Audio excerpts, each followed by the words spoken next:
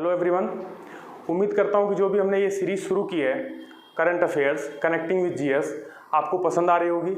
हम इसी प्रकार से सीरीज़ को आगे बढ़ाते चलेंगे।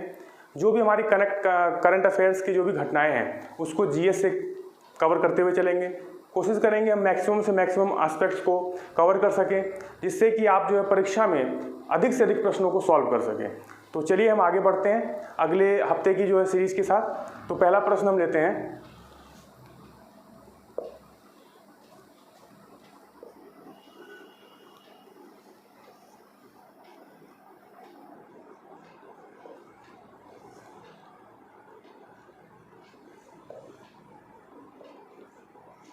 प्रदीप कुमार जोशी, इनको यूपीएससी का अध्यक्ष नियुक्त किया गया है।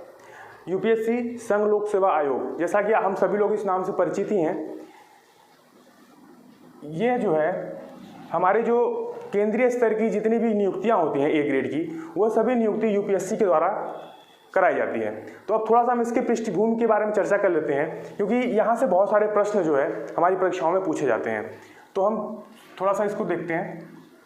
अगर नियुक्ति की बात की जाए तो संघ लोक सेवा आयोग की नियुक्ति, जैसे मैंने आपको बताया, राष्ट्रपति के द्वारा की जाती है। ये याद कर लीजिए आप। संविधान की चर्चा करें तो संविधान के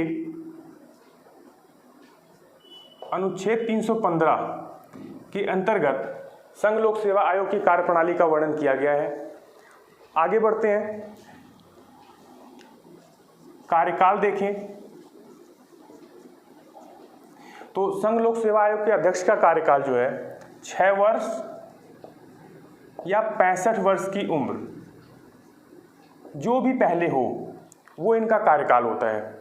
इसी जिस हिसाब से सेंटर के अंदर संघ लोक सेवा आयोग है, वैसे ही राज्यों में राज्य लोक सेवा आयोग,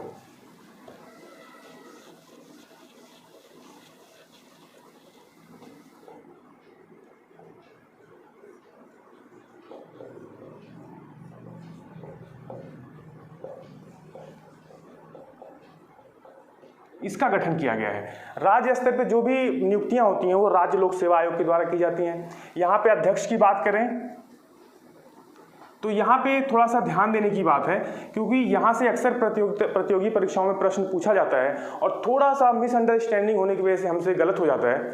तो जो अध्यक्ष हैं, अध्यक्ष की नियुक्ति राज्यपाल के द्वारा की जाती है, क्योंकि राज्यपाल का जो पद होता है किसी भी राज्य में सबसे बड़ा संवैधानिक पद माना जाता है। तो नियुक्ति तो राज्यपाल के द्वारा, लेकिन अगर पद से हटाने की बात करें तो यह जो है यह राष्ट्रपति के द्वारा किया जाता है। तो यहां पे दो चीजें बनती हैं, राज्य लोक सेवा आयोग के अध्यक्ष की नियुक्ति राज्यपाल के द्वारा और पद से हटाने का कार्य राष्ट्रपति के द्वारा। तो संघ लोक सेवा आयोग या राज्य लोक सेवा, अब अगर हम अध्यक्ष के जो कार्यकाल की बात करें तो यहाँ पे राज्य लोक सेवा आयोग के अध्यक्ष का कार्यकाल जो होता है 6 वर्ष या 62 वर्ष। वहाँ पे हमने 6 वर्ष और 65 वर्ष की बात की थी, यहाँ 6 वर्ष या 62 वर्ष, जो भी पहले हो ये इनका कार्यकाल होता है। यह जो संघ लोक सेवा आयोग है या राज्य लोक सेवा आयोग है, यह एक संवैधानिक पद माना जाता है, संवैधानिक संगठन माना जाता है। संवैधानिक इन द सेंस दो बॉडी होती हैं, एक वैधानिक और एक होती है संवैधानिक। इनका अंतर जानना बहुत जरूरी है आपके लिए। 2 सेकंड लगेगा, देख लेते हैं। वैधानिक संगठन का मतलब होता है, जैसे कि आप देखेंगे नाम में ही नजर आ रहा है, विधान। विधान का मतलब हो गया विधान पालिका या तो संसद। संसद के द्वारा किसी अधिवेशन को पास करके जो संगठन बनाया जाए उसको हम बोलते हैं वैधानिक संगठन। और संवैधानिक संगठन देखिए इसमें भी नाम में ही आ रहा है पूरा पूरा संविधान, मतलब जिस संगठन का वर्णन हमारे संविधान के अंतर्गत किया गया हो वो संवैधानिक संगठन माना जाता है। जैसे कि संघ लोक सेवा आयोग या राज्य लोक सेवा आयोग की बात की हमने, तो अनुच्छेद 315 के अंतर्गत इनका वर्णन किया गया है, इसलिए यह एक संवैधानिक पद है। तो चलिए हम आगे बढ़ते हैं।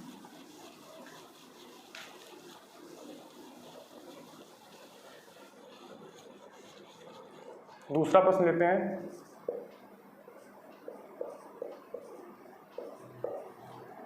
राष्ट्रीय हथकरघा दिवस। अभी हाल ही में 7 अगस्त को राष्ट्रीय हथकरघा दिवस मनाया गया, जिसको बोलते हैं हैंडलूम डे। यह जो 7 अगस्त है, यह डेट काफ़ी इंपॉर्टेंट एग्जाम के पॉइंट ऑफ व्यू से काफ़ी इंपॉर्टेंट साबित होती है, क्योंकि जो राष्ट्रीय हथकरघा दिवस है, यह जो है स्वदेशी आंदोलन से संबंधित है।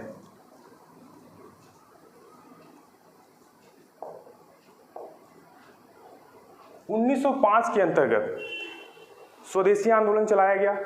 जैसे इस टाइम हम आत्मनिर्भर भारत की बात कर रहे हैं, यही संकल्पना स्वदेशी आंदोलन के टाइम पे भी हुई कि हम अपने देश के प्रोडक्ट्स का यूज करेंगे, मैक्सिमम से मैक्सिमम जितना भी संभव हो सके हम अपने हाथ से बने हुए कपड़ों का प्रयोग करेंगे। तो उस टाइम 7 अगस्त को स्वदेशी आंदोलन शुरू किया गया। थोड़ा सा अगर इसमें हिस्ट्री की बात करें तो 19 जुलाई 1905 जो हमारे वायसराय थे लॉर्ड कर्जन, इन्होंने घोषणा की कि बंगाल को 2 भागों में विभाजित कर दिया जाएगा। तो उसी की प्रतिक्रिया के स्वरूप 7 अगस्त को 1905 को स्वदेशी आंदोलन जो है शुरू किया गया। लेकिन उसके बाद भी क्या हुआ कि 16 अक्टूबर को, यह जो दिन है 1905 को, बंगाल का विभाजन कर दिया गया। तो हमने यहाँ पे 4 प्रश्न देखे। 19 जुलाई जब बंगाल विभाजन की घोषणा हुई, किसके द्वारा? लॉर्ड कर्जन के द्वारा। 7 अगस्त 1905 स्वदेशी आंदोलन की शुरुआत हुई, और 16 अक्टूबर 1905 जिस दिन बंगाल का विभाजन कर दिया गया। तो यहाँ पे चारों के चारों प्रश्न बहुत इंपॉर्टेंट हैं। आगे चलते हैं।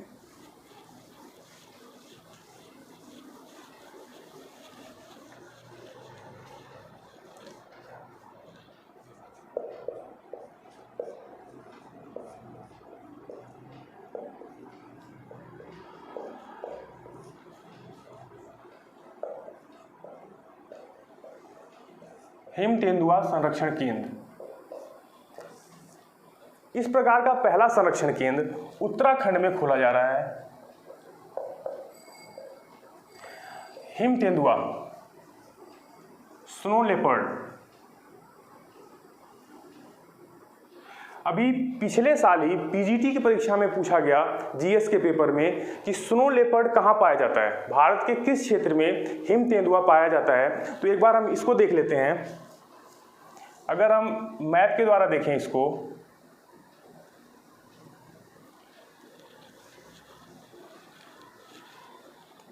अगर मान लीजिए भारत का मैप है, तो जम्मू कश्मीर का जो ट्रांस क्षेत्र है, हिमाचल प्रदेश, उत्तराखंड, और ये आपका सिक्किम, और ये जो हो गया आपका पोर्शन, सॉरी ये सिक्किम, और ये जो अरुणाचल प्रदेश का जो क्षेत्र, ये 5 क्षेत्रों में, 5 प्रांतों में हिम तेंदुआ पाए जाते हैं।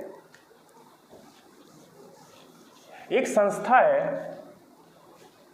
IUCN, international union of conservation of nature. यह संस्था, इसका मुख्यालय ग्लांड, स्विट्जरलैंड। सबसे व्यापक, विश्व स्तर पर सबसे व्यापक संस्था है, जो किसी भी जीव या कोई भी पौधा या कोई भी पादप हुआ जो विलुप्त होने के कगार पे है, उसकी एक रेड डाटा सूची तैयार करता है। तो उस सूची के अंतर्गत इस संस्था ने हिम तेंदुआ को वल्नरेबल इस श्रेणी में डाला हुआ है। ठीक है, आगे चलते हैं। इसमें इसका मुख्यालय जो मैंने आपको बताया ग्लांड, ये काफ़ी महत्वपूर्ण साबित हो सकता है एग्जाम के पॉइंट ऑफ व्यू से, तो ये आप बिल्कुल अपने दिमाग में बैठा लीजिए।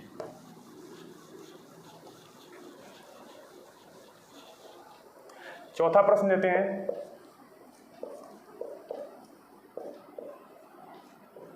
एराविकुलम राष्ट्रीय उद्यान। केरल राज्य के इडुक्की जिले में पड़ता है ये। हाल फिलहाल में यहाँ पे भूस्खलन की वजह से एक व्यापक पैमाने पर लोगों की मृत्यु हुई है, जिस कारण ये चर्चा में रहा। लेकिन हम थोड़ा सा इससे संबंधित प्रश्न देख लेते हैं जो परीक्षा में पूछे जा सकते हैं। सबसे पहला प्रश्न तो बनता है यहाँ पे शोला वनस्पति का। आपको याद होगा दो ही साल पहले सीटेट की परीक्षा में प्रश्न पूछा गया, शोला वनस्पति कहाँ पाई जाती है। तो शोला वनस्पति हमारे जो केरल जो राज्य है, ये केरल राज्य हो गया, यहाँ पे ये हमारा एराविकुलम राष्ट्रीय उद्यान है, यहाँ पे शोला वनस्पति पाई जाती है। तो अब इससे संबंधित थोड़ा सा और देख लें अगर, तो यहीं पे ही एराविकुलम के पास ही अन्नामलाई की पहाड़ियाँ हैं, जिसकी सबसे ऊंची चोटी जिसको बोलते हैं अनाईमुडी, जिसकी हाइट है 2695 मीटर। यह जो है अनाईमुडी दक्षिण भारत की सबसे ऊंची चोटी मानी जाती है। इसके जस्ट उत्तर में एक और चोटी है जिसका नाम है डोडा बेटा। इसकी हाइट है 2663 मीटर। ये दोनों के दोनों प्रश्न ही सैकड़ों बार परीक्षाओं में पूछे जा चुके हैं। सबसे ऊंची चोटी अनाईमुडी, दूसरी सबसे ऊंची चोटी डोडा बेटा। तो आप शोला वनस्पति, डोडा बेटा, अनाईमुडी, ये तीनों को अपने दिमाग में बैठा लीजिए। बहुत ही इंपॉर्टेंट साबित हो सकता है किसी भी परीक्षा की दृष्टि से। एक यहां पे एक पुष्प खिलता है, नीलकुरुंजी। इसकी क्या विशेषता है? यह 12 साल में एक बार खिलता है। तो आगे भविष्य में भी हो सकता है पूछा जा सके नीलकुरुंजी के बारे में। यह इसकी खास बात है कि 12 साल में एक बार खिलता है। ये पूरा उद्यान जो है नीले कलर का हो जाता है, इसलिए इसका नाम नीलकुरुंजी कहा गया है।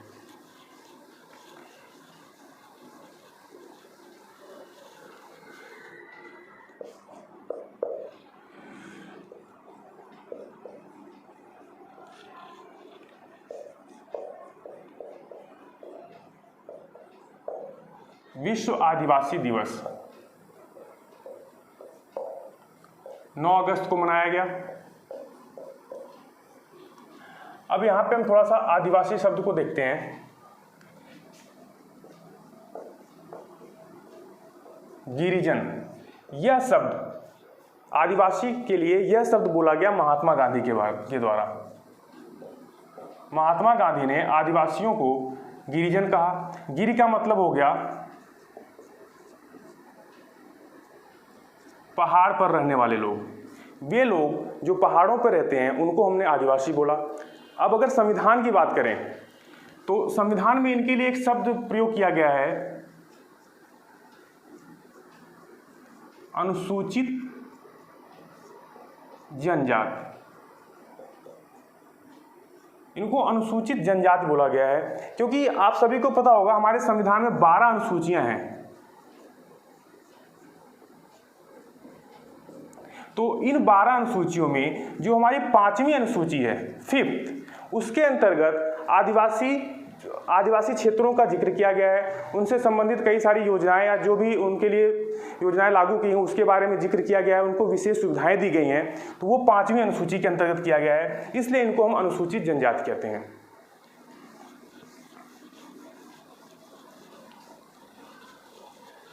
अब चलते हैं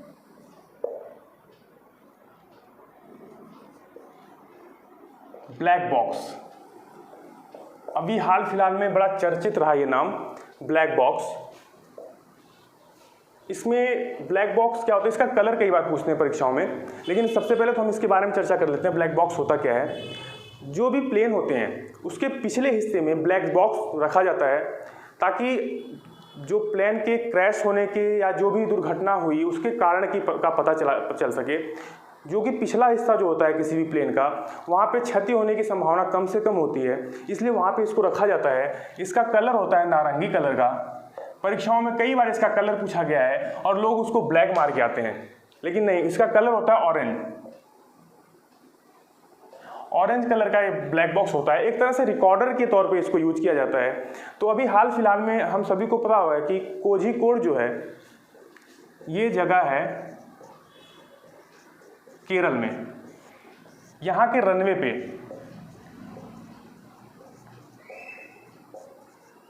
टेबल टॉप रनवे, इस कोझिकोड के टेबल टॉप रनवे पे प्लेन क्रैश हुआ, जिसमें दुर्भाग्य से पायलट के साथ साथ कई लोगों की मृत्यु भी हुई है।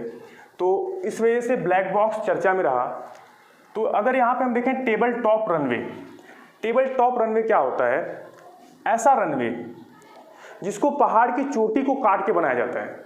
जैसे जो पहाड़ होते हैं उसके शिखर पे ये इसको काट के इस रनवे को बनाया गया है। तो इस टाइप के 5 रनवे हैं हमारे देश में। एक बार देखते हैं उसको। कुल्लू, शिमला, मंगलुरु, फिर यह आपका कोझिकोड तो है ही,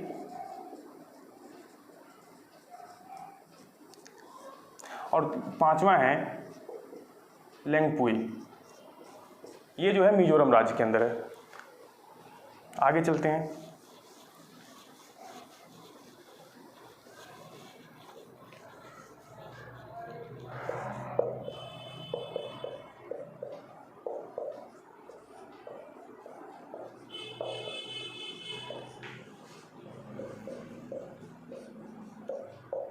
बारा का परमाणु ऊर्जा संयंत्र, यह यूएई के अंतर्गत बनाया जा रहा है। यूएई का मतलब होता है यूनाइटेड अरब अमीरात। यह यहाँ का पहला परमाणु ऊर्जा संयंत्र है, तो इसलिए काफ़ी चर्चा में रहा। अगर हम यूएई की बात करें तो यह 1971 में गठित किया गया देश था। इसके अंदर 7 शेख राज्य, जिसमें आपने नाम सुना होगा दुबई, शारजाह जहाँ पे क्रिकेट के मैच होते हैं, इसके अलावा अबू धाबी, इस टाइप के 7 शेख राज्यों ने मिल के जो है यूएई का गठन किया 1971 में।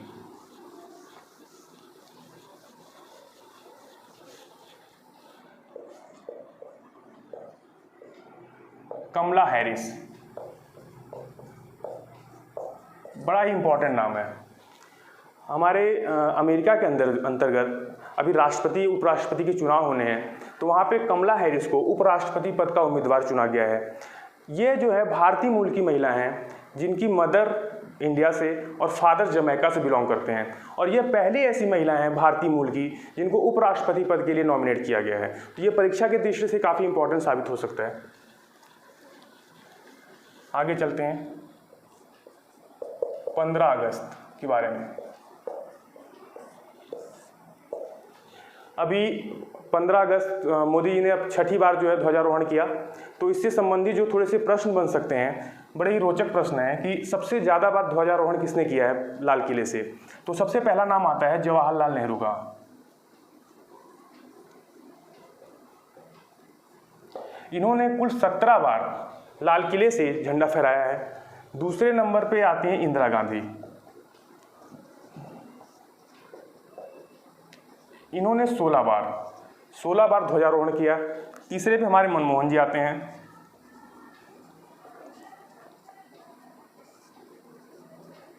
जिन्होंने 10 बार ध्वजारोहण किया, और मोदी जी ने 6 बार। तो यहाँ पे थोड़ा सा इंटरेस्टिंग 2 प्रधानमंत्री और भी हैं जिनको कभी सौभाग्य ही नहीं मिला प्रधानमंत्री के पद पर रहते हुए कि वो प्राचीर से जो है हमारे जो लाल किला के प्राचीर से ध्वजारोहण कर सकें। उसका रीजन क्या था? इसमें पहला नाम आता है गुलजारी लाल नंदा का, और दूसरा नाम आता है चंद्रशेखर। गुलजारी लाल नंदा ये कार्यवाहक पीएम रहे। कार्यवाहक इन द सेंस, अगर किसी पीएम की दुर्भाग्य से मृत्यु हो जाती है या कोई दुर्घटना घट जाती है, तो उस टाइम कुछ टाइम के लिए जिनको हम पीएम पद की उम्मीदवारी देते हैं उनको कार्यवाहक बोलते हैं। तो ये 13 दिनों के लिए 2 बार ये प्रधानमंत्री बने। पहली बार तो जब जवाहरलाल नेहरू की मृत्यु हुई उस टाइम, और दूसरा जब लाल बहादुर शास्त्री की मृत्यु हुई, तो 2 बार ये पीएम पद पे रहे कुल मिला के 26 दिनों के लिए। तो इनको कभी सौभाग्य नहीं मिला। दूसरा देखते हैं चंद्रशेखर। इनका जो है टाइम पीरियड जो था नवंबर से 1990 से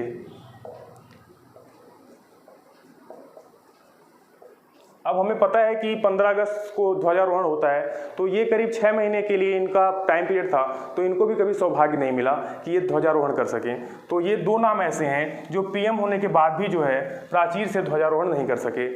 उम्मीद करता हूँ कि जो भी मैंने आपको यहाँ पे बताने की कोशिश की आपको समझ में आया होगा। जो भी घटनाएं अभी छूटी हैं उसको हम जस्ट अगली वीडियो में कवर करने की कोशिश करेंगे। तब तक के लिए धन्यवाद।